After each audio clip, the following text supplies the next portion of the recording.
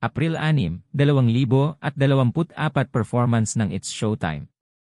It's Showtime ng ABS-CBN ay nagtala ng 10.6% aggregated ratings sa NUTAM, GMA Negatibo 7, GTV, E2C, at Kapamilya Channel noong unang pag-air nito sa GMA 7 noong April 6.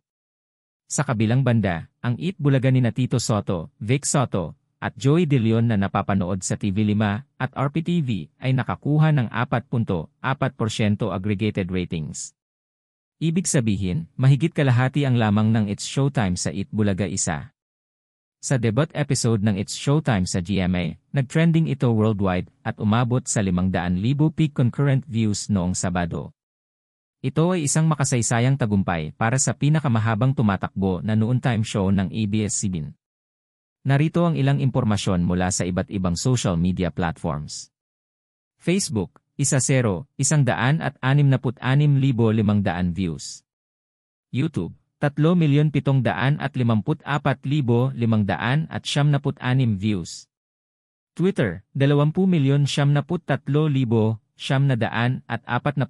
views. Instagram, 1,111,831 views.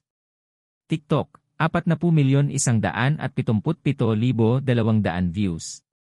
Kabuang views, 75,312,073. Ang It's Showtime ay inaasahang magiging malakas na katapat ng Eat Bulaga dahil sa paglipat nito sa GMA 7.